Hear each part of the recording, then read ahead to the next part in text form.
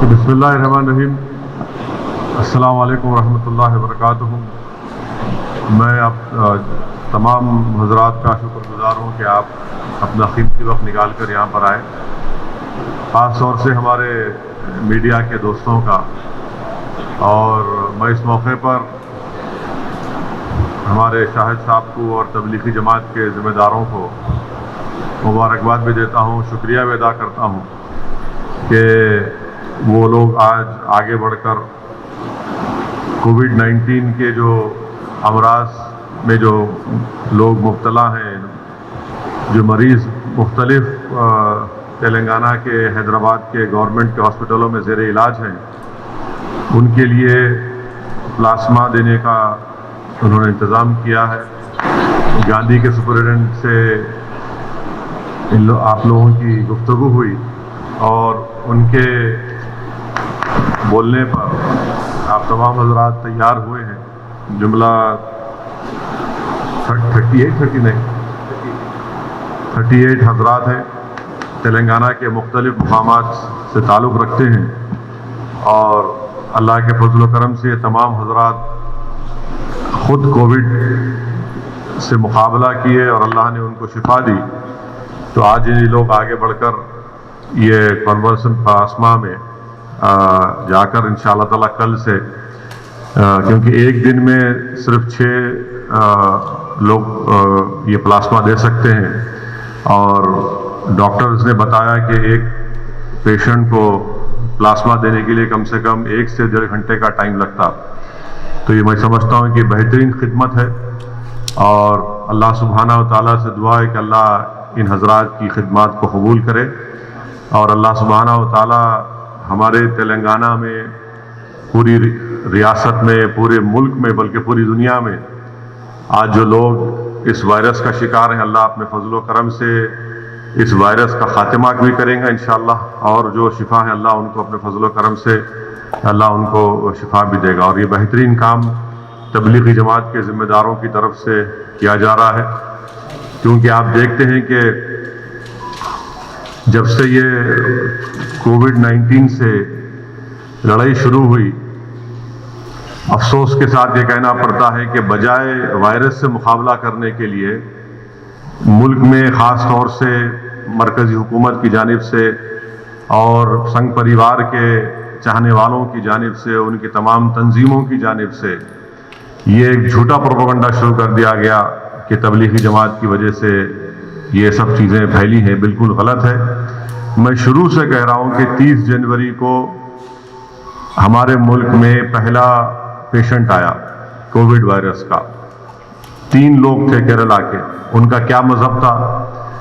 फिर इटली से आए हुए टूरिस्ट थे, और उसके बाद बाज़ाब्ता आप देखते हैं कि बदबख्ती की, अफसोस की बात है कि हमारे मुल्क में ये वायरस फैलता जा रहा है, और आज करीब 1,85,000 के ऊपर से ज़्यादा केसेस हो चुके हैं। 3,000 से ज़्यादा भारत के रहने वालों की अमवात हुई हैं। ये बड़ी अफसोसनाक बात है, मगर अल्हम्दुलिल्लाह हम तमाम को मिलकर इस वायरस से मुकाबला करना है।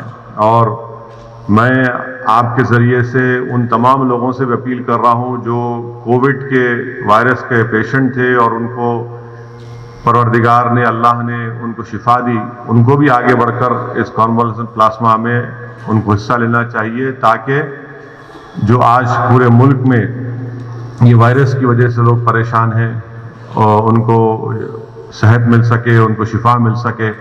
क्योंकि याद रखिए कि आप ये काम करके ना सिर्फ किसी की जान बचा रहे हैं, बल्कि आप एक बच्चे को यतीम होने से बचा रहे हैं, एक औरत को बेवा होने से बचा रहे हैं, एक माँ को उसकी कोख उजड़ने से बचा रहे हैं, ख़ानदान को बचा रहे हैं।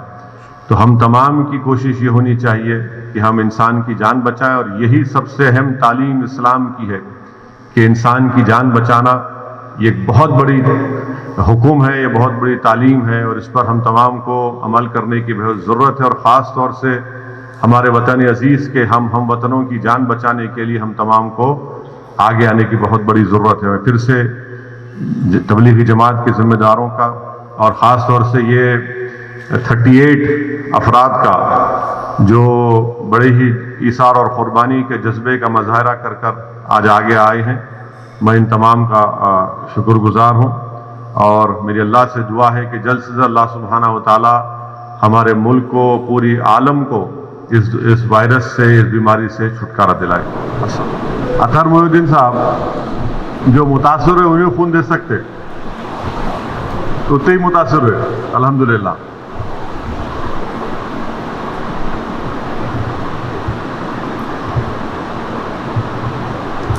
کیا حبیب نہیں پوچھ رہے؟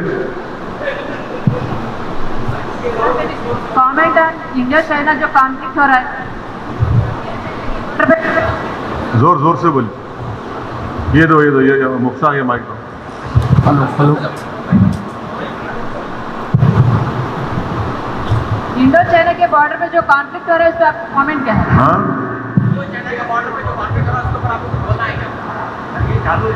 سب سے پہلے تو مائک بولا نا، آپ لوگ دیکھے ہوں گے کہ میں تو جمعۃ الوداع کی تقریر میں جو آن لائن پر ہوئی تھی، اس میں میں اس بات کا ذکر کیا، آج بھی کہہ رہا ہوں کہ 5000 سے زیادہ چین کے سپاہی انڈین ٹیریٹری پر قبضہ کر کے بیٹھے ہیں۔ جتنے بڑے بڑے ڈیفنس کے ایکسپرٹس ہیں، ریٹائرڈ لیفٹیننٹ کرنلز، جنرلز ہیں، وہ لوگ بتا رہے ہیں کہ چائنا نے پہلی مرتبہ اس طرح سے ایگریسو طریقے سے پانگ سانگ سو میں اور اس علاقے میں اپنی فوج کے ساتھ نہ صرف قبضہ کیا بلکہ وہاں پر بنکرز بنا رہے ہیں، وہاں پر اپنی آرٹلری کو لا کر رکھ دیے ہیں۔ اور تیسرا یہ ہے کہ دنیا نے وہ ویڈیوز بھی دیکھے کہ کیسے وہاں پر بھارت کے سپاہیوں کی بہادر فوج سے چین کی فوج نے ان سے کس طرح کا نازیبا سلوک کیا۔ چوتھی بات یہ ہے کہ گورنمنٹ آف انڈیا کی طرف سے ڈیفنس منسٹر کا ایک سٹیٹمنٹ آیا میڈیا کو کہ وہ چین سے بات چیت کر رہے ہیں۔ ہم یہ پوچھنا چاہ رہے کیا بات چیت کر رہے آپ؟ بات چیت اگر کر رہے تو کیا بات چیت کر رہے؟ کیا آپ اس بات کو ماننے کو تیار ہے یا نہیں ہے کہ چین بھارت کی زمین پر قبضہ کر چکا ہے؟ اور بات چیت کیا کر رہے آپ؟ بات چیت تو یہی کرنا چاہیے، بولتے کیوں نہیں پھر آپ؟ اور پھر یو ایس کے پریزیڈنٹ بولتے کہ پرائم منسٹر کا موڈ کے بارے میں بات کرتے ہیں، مگر پرائم منسٹر دیش کو، کنٹری کو نہیں بتاتے کہ چائنا سے کیا بات چیت ہو رہی ہے۔ کنٹری کو کانفیڈنس میں لینے کی ضرورت ہے۔ اب یونائٹڈ اسٹیٹس کے فارن ریلیشن کمیٹی کے چیئرمین کا بھی سٹیٹمنٹ آیا کہ چین ایگریسو بیہیویئر کرا، تو کیا ہے یہ؟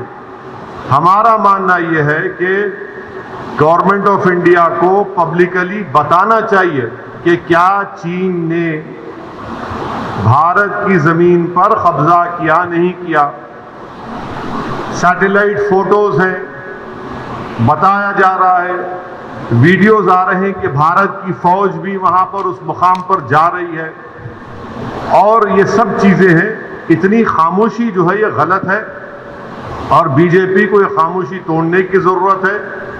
اور جس طریقے سے ہم لوگ ایگریسو طریقے سے اپنی بات کو رکھتے جب کسی اور نیبر کی بات آتی، مگر جب چائنا کی بات آتی ہم ذرا بی جے پی والے خاموش بیٹھے ہوئے ہیں۔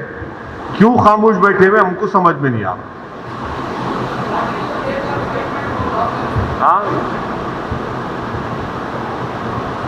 Sir, what is your take on 5.0 lockdown? Why are you criticizing the lockdown and again? This is the last question.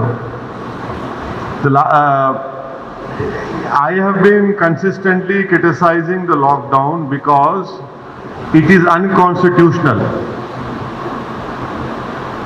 If you read the Constitution, states under the state list, the states are responsible for public order, health and law and order. The government of India and the Modi government cannot violate the Constitution 7 schedule. They cannot use NDMA Act to dictate the state governments how they should run their law and order, what should be closed, what should not be closed. It is very unfortunate, and I don't know, I cannot answer your question, that why did the chief ministers accept this diktat, or this unconstitutional diktat of Modi government? Am I against lockdown? No. It had to be implemented, but it is for the states to decide when lockdown should be implemented, when lockdown should be lifted, what should be closed, what should not be closed. An officer sitting in South Block or North Block will not know what is happening in Hyderabad, what is good for Telangana, what is bad for Telangana. And that is why you see that the Prime Minister took only 4 hours to impose lockdown, and now to lift the lockdown they have given 8 days time. Lockdown के लिए 4 घंटे दिए गए, अब lockdown उठाने के लिए 8 दिन का टाइम मिल रहा है आपको. तो इससे मालूम हो रहा है कि कितना अनप्लान्ड और हेस्टी डिसीजन लिया गया, जिसकी वजह से आज हमारी इकोनॉमी बर्बाद हो चुकी है.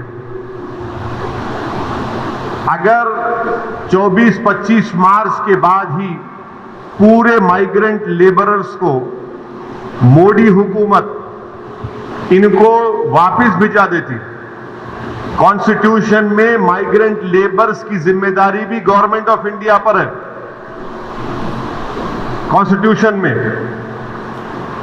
माइग्रेंट लेबर्स की जिम्मेदारी गवर्नमेंट ऑफ इंडिया पर है. अगर 24 मार्च के बाद 1 हफ्ते के अंदर ये माइग्रेंट लेबरर्स को जब भिजा देते, इसलिए कि 24 मार्च को सिर्फ 560 कोविड के केसेस थे, 560 केसेस थे, उसी वक्त उनको भिजाते जब वायरस ताकतवर नहीं था. अब आप मोदी सरकार के विजन देखो, आपके अब इकोनॉमी खोल रहे, पूरा लेबर जा चुका है और 1,85,000 के ऊपर वायरस के पेशेंट्स हैं इंडिया में, एक्टिव केसेस है. तो ये कौन सी प्लानिंग है, ये कौन सा विजन है? इसीलिए मैं कह रहा हूं कि लीगली ये अनकॉन्स्टिट्यूशनल है, ये अनप्लान्ड है, और इनके गलत फैसले की वजह से पूरे मुल्क के गरीब बर्बाद हो चुके हैं. अभी आपको ये बर्बादी नजर नहीं आएगी. 15-20 दिन, महीने भर के बाद जब आप लोग बाहर निकलेंगे, उनको अंदाजा होगा कि क्या हाल हो चुका है. तेलंगाना स्टेट गवर्नमेंट खुद कह रही है, चीफ मिनिस्टर का स्टेटमेंट है कि FRBM एक्ट को 3 से 5% जब करे तो उसके कंडीशंस लगाए वो गलत है. चीफ मिनिस्टर खुद कहा कि स्टेट के लोन्स को डिफर करना था, वो भी गवर्नमेंट ऑफ इंडिया तैयार नहीं है. वेज एंड मींस एडवांस को 100% करना, वो भी तैयार नहीं है. तो मोदी गवर्नमेंट स्टेट गवर्नमेंट्स की क्या मदद कर रही? कुछ मदद नहीं हुई अब तक. इसीलिए स्टेट गवर्नमेंट्स के पास रेवेन्यू नहीं आ रहा. चीफ मिनिस्टर और तेलंगाना गवर्नमेंट का स्टेटमेंट आप लोग देखे होंगे, आप मीडिया कॉन्फ्रेंस कवर किए सीएम की, जिसमें तेलंगाना सीएम ने कहा कि तेलंगाना को 11,000 करोड़ का रेवेन्यू आता था महाना, अब वो जाकर 1200-1100 करोड़ हो गया. 3,000 करोड़ को खाली तनख्वाहें देने को जाती हर महीना स्टेट गवर्नमेंट. तो मोदी गवर्नमेंट क्या सपोर्ट कर रही स्टेट गवर्नमेंट्स को? कोई सपोर्ट नहीं है. और ये जो 20 लाख करोड़ का ये जो बजट इकोनॉमिक पैकेज अनाउंस किया गया, उसको मोदी गवर्नमेंट ने कहा कि 10% ऑफ जीडीपी है. वो 10% नहीं है, वो 1.6% ऑफ जीडीपी है.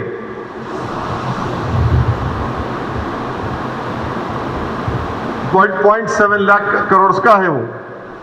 ये चीजें हैं.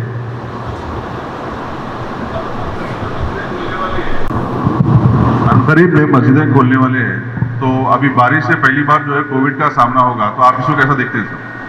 نہیں آپ کا سوال کیا ہے؟ مسجد نہیں کھولنا؟ نہیں مسجد کھول رہے ہیں نا سر. تو پہلی بار جو ہے کووڈ میں بارش ہو رہی ہے تو کیسز بڑھ رہے ہیں, ہر جگہ کیسز بڑھ رہے ہیں, الحمدللہ سے تلنگانہ میں کم ہو رہے ہیں. تو اس کے لیے آپ کا کیا سجن, آپ بورڈ کے ممبر بھی ہیں. نہیں, میرا پورے ملک کے مسلمانوں سے اپیل یہ ہے کہ انشاءاللہ مسجدیں کھلیں گی 8 تاریخ کے بعد. تو کھولنا پڑے گا. خالی کنٹینمنٹ زونز میں جو ہے وہاں تو مشکل ہوگا. جو کنٹینمنٹ, میرے پورے مسلمانوں سے اپیل یہ ہے کہ ہم تمام کو ایک پالیسی اور ایک اصول بنانا چاہیے کہ ہمارے مسجدوں میں جو 65 سال کے اوپر ضعیف ہیں ان کو ہم روکے کم سے کم 1 جون کے پورے مہینے ختم ہونے تک, کیونکہ ان کے جسم میں امیونٹی کم ہو جاتی ہے. مختلف خدا نخواستہ اگر ان کو ڈائبٹک ہے, بیماریاں ہیں, تو باڈی میں وائرس سے مقابلہ کرنے کی طاقت کم ہو جاتی ہے.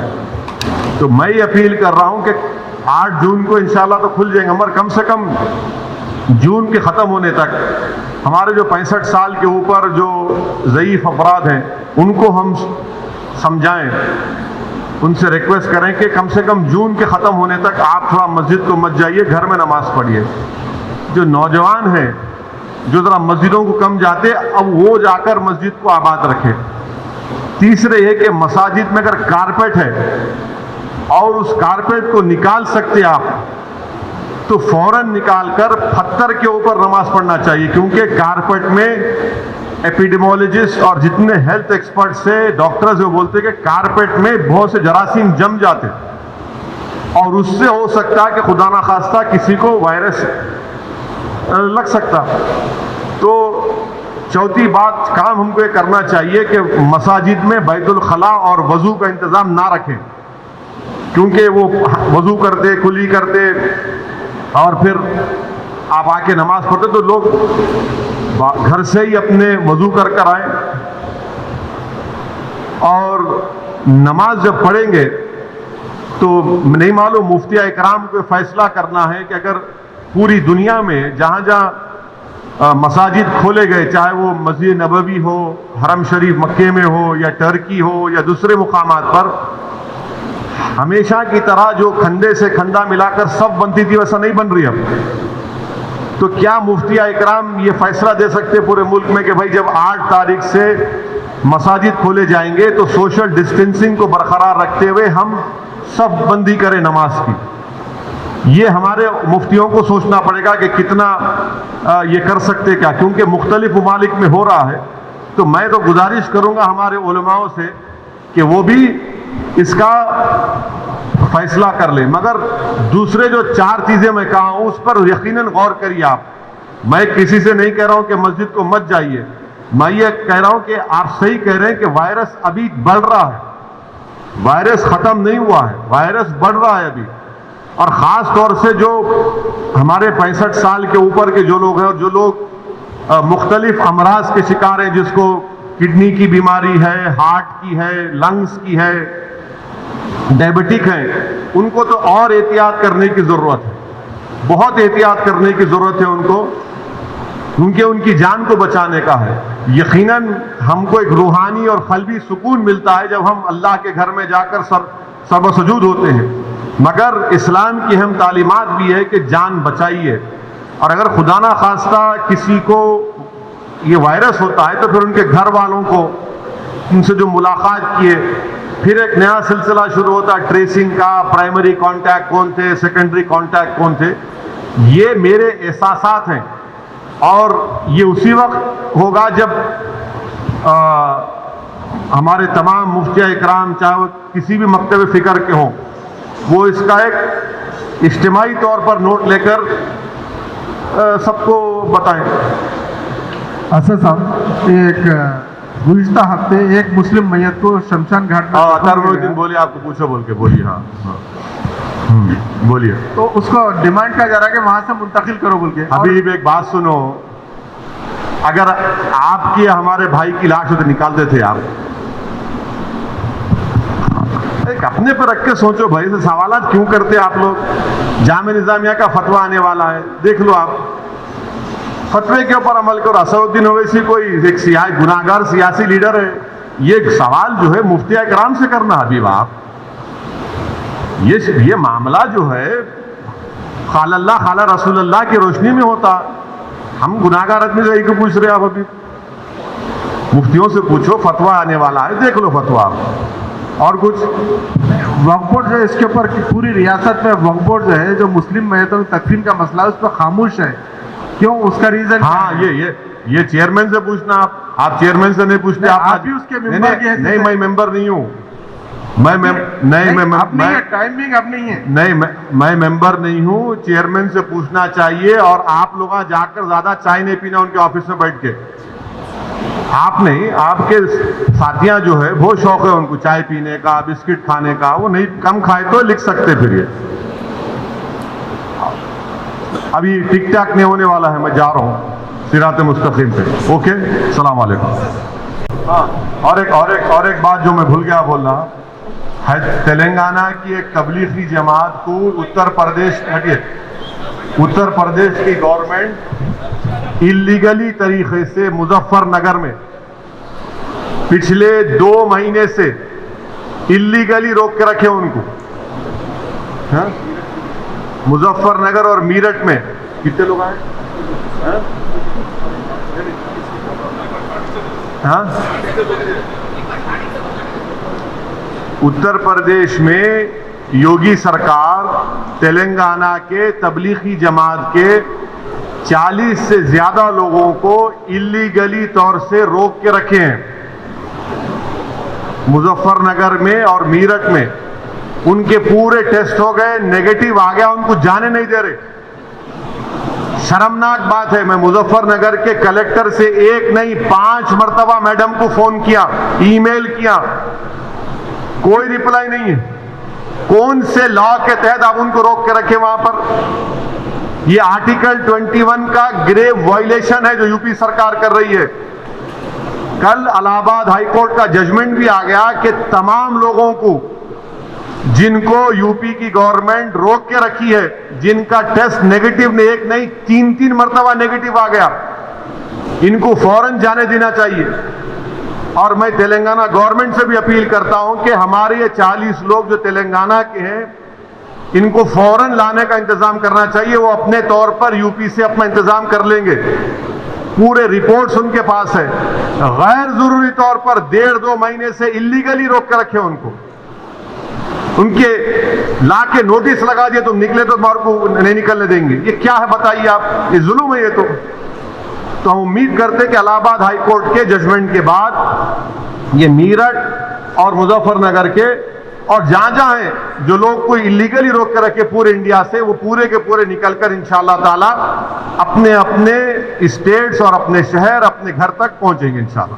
A1 ٹاؤن شپ کی ایک اور نئی پیشکش. جہانگیر پیر درگاہ سے 2 کلومیٹر پہلے ملٹی نیشنل کمپنیز کے قریب, جو کہ بالکل آبادی سے لگا ہوا, بنگلور ہائی وے سے صرف 5.5 کلومیٹر, بی ٹی روڈ سے لگا ہوا, تمام ڈیولپمنٹ کے ساتھ 5,50,000 میں 100 گز کا پلاٹ. A1 ٹاؤن شپ میں آپ کا یہ چھوٹا سا انویسٹمنٹ آپ کا اور آپ کے بچوں کا مستقبل بدل سکتا ہے. آج ہی تشریف لائیں اور A1 ٹاؤن شپ کے اس پروجیکٹ سے فائدہ اٹھائیں. Office at pillar number 235 opposite fisheries department, Rajendra Nagar, Hyderabad. Friends کی شادیوں میں ہی ڈانس کرتی رہو گی یا اپنے بارے میں بھی سوچو گی؟ تو پھر تلاش کرے نا میرے لیے کوئی پرفیکٹ میچ.